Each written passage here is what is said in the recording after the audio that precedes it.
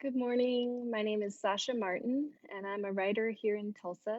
And I'm thrilled to join you on this beautiful Monday morning to have a little bit of a think about Thomas Moran's amazing painting, Snake River at Shoshone Falls, and just to have a little bit of a poetry interlude. I brought my tea, and I would invite you to have a little sip and a little think as we talk about this incredible painting at Gilcrease Museum's collection, the Masterworks collection.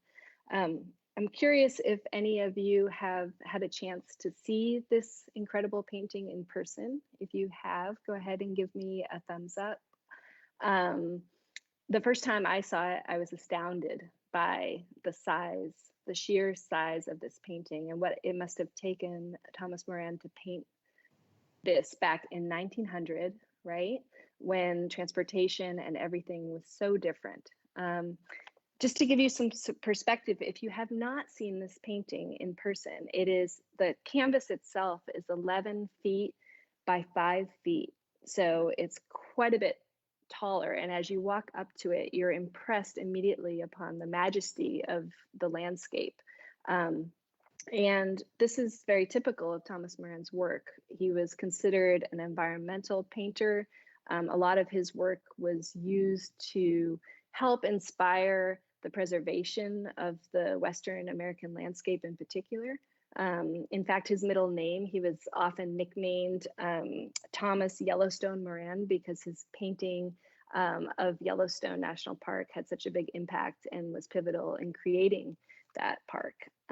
He painted the Grand Canyon as well. And I want to read to you for a moment, just before we get into the poetry, something he said during his time while he was sketching at the Grand Canyon. We remained on the cliff some 3 hours sketching, and afterwards amused ourselves by rolling down great granite boulders over the precipice upon which we stood, and watching their descent as they went rebounding from rock to rock and crashing through the brush and dead timber at the base with a noise like the report of musketry and echoing through the canyon. So he wasn't just a painter, he just loved interacting with the world around him. And so this is a wonderful example for us right now as we consider in the spring the world around us and what our impact is. The story specifically of the painting Snake River at Shoshone Falls was that he was also hoping to have this piece of the American landscape be preserved as a national park as well. And unfortunately, even with his beautiful painting, that failed. And so what has happened in the time since he painted it, it has not been cared for the way some of the other landscapes like Yellowstone, like Grand Canyon have been cared for. And so it's a reminder to us as we look at our environment, how we can preserve and protect. Another thing about the painting is that you don't see any people, right? He's asking us to look at the landscape and think about what could be there, what should be there. And today it looks very, very different. And so that's what the poem I wrote explores. So without further ado, I think I'm going to dive right into it. This was commissioned by Gilcrease back last year. And I don't know if anybody had a chance to see, but we did a live reading last winter of this. And it's called What Grows at Shoshone Falls. I want to show you what grows here at Shoshone Falls, beneath smoke blue and swirl of waving water's majesty, and Snake River roiling at her feet. I want to show you Snake River, apex of salmon migration, of feasts, of bustling Shoshone trade.